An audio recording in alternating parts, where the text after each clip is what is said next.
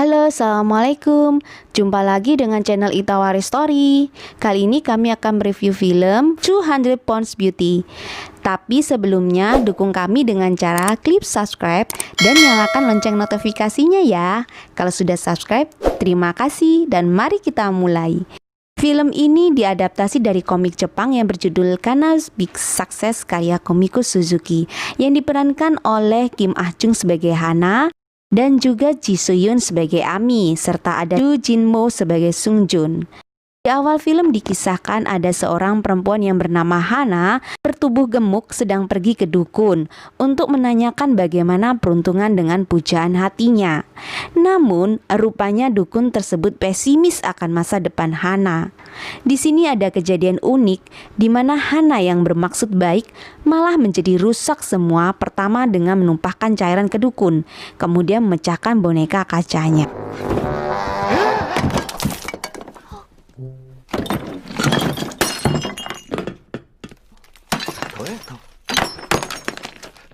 Adegan berikutnya saat Hana di rumah dengan rutinitasnya, yaitu memanfaatkan suara merdunya untuk menelepon seseorang, membicarakan tentang percintaan serta masalah pribadinya. Tapi sebenarnya Hana mempunyai kelebihan, yaitu kelebihan suara merdunya. Berikutnya kita dibawa pada konser panggung yang sangat besar. Di sana Hana bersiap untuk menyanyi. Tetapi tunggu dulu, bintangnya bukanlah Hana. Hana hanyalah sebagai pengisi suara dari artis utama, yaitu Ami. Betul, ini adalah konser besar Ami yang ada di panggung, yang kita lihat dengan sosok perfeksionisnya yang cantik jelita dan bertubuh bagus dan memiliki suara merdu. Tetapi suara merdu itu berasal dari suara Hana yang ada di belakang panggung. Hana menyanyikan lagu itu sambil memandangi pujaan hatinya yang tidak lain tidak bukan adalah Sung Joon. Lagi-lagi nasib naas menimpa Hana dikarenakan dia terlalu menghayati lagu itu sehingga dia menari kegirangan sambil memandangi wajah Sung Joon. Papan pijakannya runtuh dan menyebabkan acara konser hampir saja gagal total. Beruntung saja Sung Joon sigap dan mengatasi semuanya sehingga konser berjalan dengan mulus. 괜찮아요? 자식들 무대를 왜 그따위로만... Lalu adegan film berikutnya di saat Hana sedang curhat dengan Jung Min, sahabat Hana. Hana menceritakan pengalaman dulu dia saat putus cinta hingga menyebabkan Hana depresi dengan berat badannya. Dikarenakan Hana sudah gelap mata sehingga langsung meminum obat pelangsing dalam jumlah banyak, lalu dia terpaksa dibawa ke rumah sakit. Nasib naas rupanya masih menghampiri Hana saat tim medis kesulitan dalam mengangkat dan memindahkan tubuh Hana.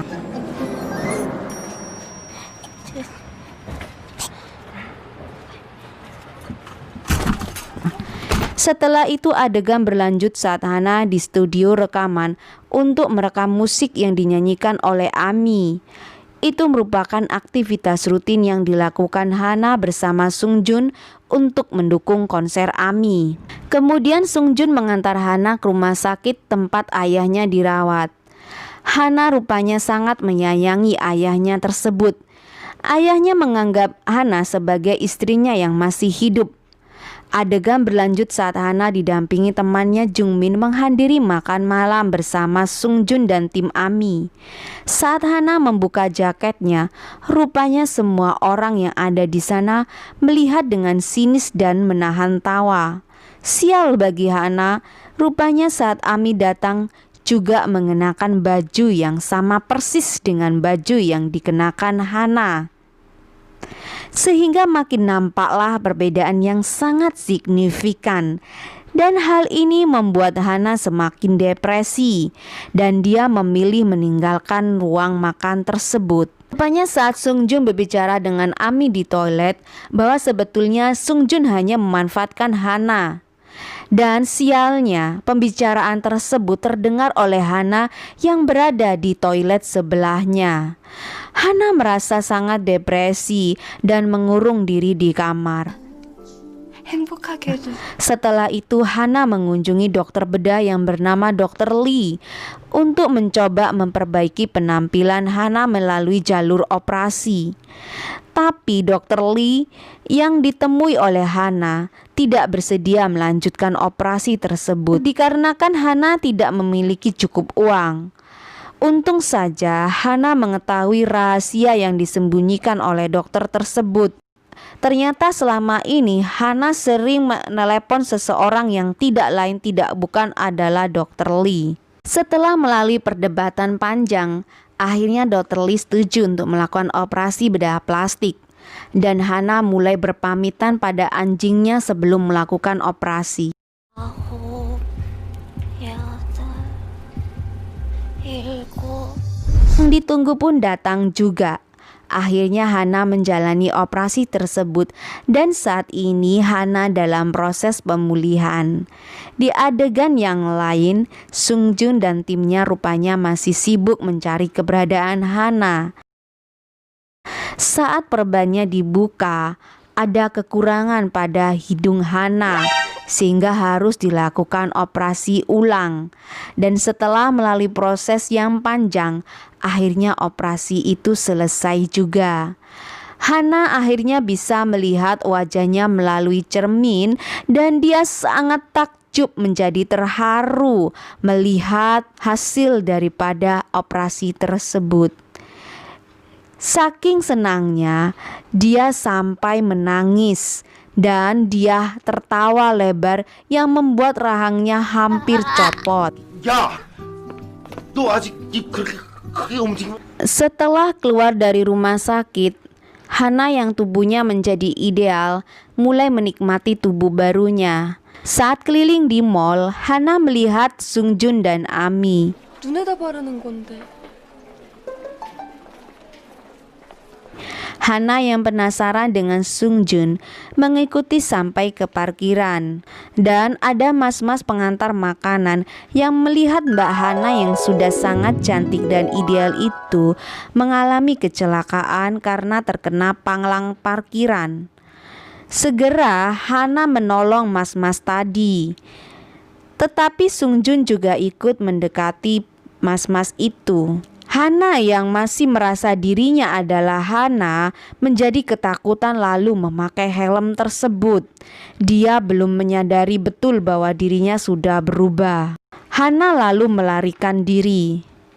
Adegan berikutnya, Hana yang sangat senang telah mendapatkan mobil dengan harga murah, tidak sengaja menabrak mobil di depannya.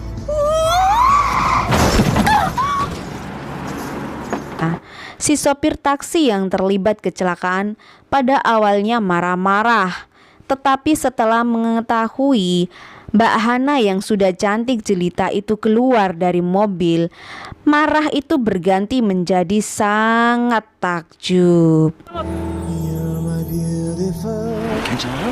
Dan polisi lalu lintas yang mengetahui dan menemui kecelakaan ini ikut takjub. 뒤차로 있는 거 안 보여? Dan membawa Mbak Hana ke kantor polisi untuk dimintai keterangan. Lalu menunggu temannya untuk menjemput Mbak Hana. Teman itu tidak lain tidak bukan adalah Jung Min. Jung Min datang ke kantor polisi langsung mencari Mbak Hana yang menurutnya Hana adalah yang bertubuh gemuk dan dia salah mengenali Hana dengan seorang gelandangan. Hana segera menghampiri Jung Min dan menyampaikan bahwa dialah Hana yang asli yang telah melakukan operasi plastik. Tentu saja Jung Min menjadi syok saat mengetahui sahabatnya berubah drastis. Rupanya Hana telah menghilang selama setahun terakhir ini dan mengacaukan album kedua Ami yang seharusnya sudah launching. Hana masih ingin menjadi penyanyi dan meminta kepada sahabatnya Jung Min agar bisa dekat lagi dengan Sung Joon dengan cara mengikuti audisi. Tentu saja agar identitas Hana tidak diketahui oleh Sung Joon, Jung Min mengubah Hana menjadi Jennie. Saat Jennie tak lain adalah Hana mulai menyanyi, semua yang hadir di sana terpukau dan terbius dengan suara merdu Jennie. Semua orang menyukai suara merdu Jennie. Rupanya Sung Joon mengenali bahwa dia adalah perempuan yang selama ini menguntitnya mulai dari mall sampai ke parkiran. Tiba saat adegan di mana Sung Joon berusaha untuk merayu agar produser mau mengorbitkan Jennie. Akhirnya setelah susah payah meyakinkan Jennie diterima dan mendapat kontrak. Mulai saat itu Jennie muncul di iklan TV. Dari sini mulai timbul perselisihan antara Sung Joon dan Ami. Ami tidak menyukai Jennie dan menganggap bahwa Jennie melakukan operasi plastik. Ini membuat Jennie menjadi minder dan mengunjungi dokter bedah plastiknya lagi. Dalam pertemuan itu, dokter tersebut memberi semangat pada Jennie dan mengatakan bahwa kecantikan yang sebenarnya datangnya dari dalam diri Jennie sendiri. Tiba saat Jennie mencoba bernyanyi di depan Sung Joon, tapi Sung Joon tidak menyukainya, dikarenakan Jennie hanya fokus pada penampilannya saja. Sung Joon memperlihatkan rekaman saat Hana bernyanyi. Sung Joon menyuruh Jennie untuk menyanyi menggunakan hati dan perasaan seperti Hana. Jennie terharu dengan ucapan Sung Joon dan sangat ingin menyampaikan kebenarannya bahwa Jennie adalah Hana. Namun ide itu ditolak oleh sahabatnya Jung Min. Saat Sung Joon makan berdua dengan Jennie, mereka membicarakan terkait operasi plastik. Sung Joon tidak mempermasalahkan operasi plastik itu, hanya saja dia membenci jika pacarnya melakukan operasi plastik. Jennie yang saat itu sudah bersiap untuk melakukan debut harus tertunda dikarenakan Jung Min masuk ke rumah sakit setelah meminum 30 pil tidur.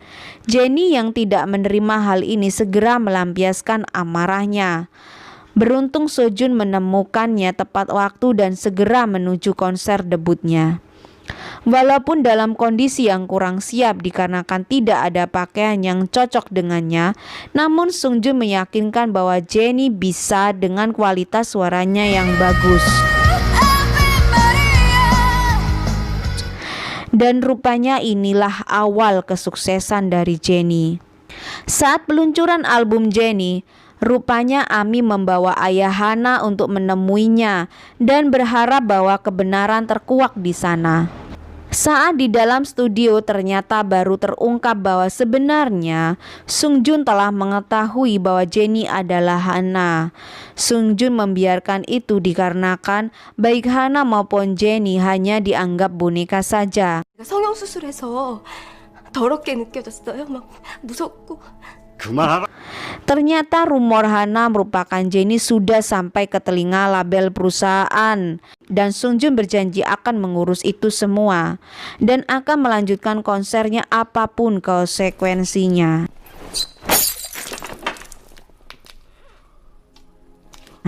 Saat Jennie akan memulai bernyanyi, rupanya dia tak sanggup melakukannya dan mulai menyampaikan kebenarannya bahwa dia adalah Hana yang bertubuh gemuk dan biasa bernyanyi di belakang panggung untuk mengiringi penyanyi utama yaitu Ami.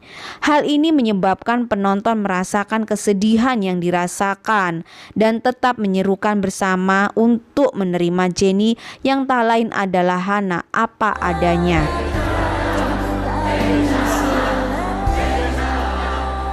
Pengakuan Jennie di konser tersebut ternyata diterima baik oleh penggemar dan sekarang menggunakan nama aslinya yaitu Hana.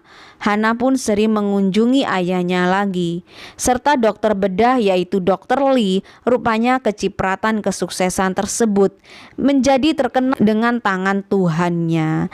So sobat, jangan ada yang pernah minder dengan penampilan diri kalian sendiri.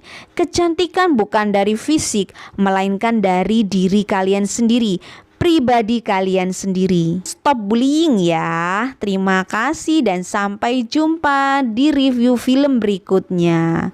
Jangan lupa dukung kami dengan cara subscribe, Nyalakan lonceng notifikasinya, like kalau kalian suka, silakan komentar di kolom bawah, dan share ke teman kalian sebanyak mungkin. Terima kasih semuanya dan sampai jumpa di review-review film berikutnya.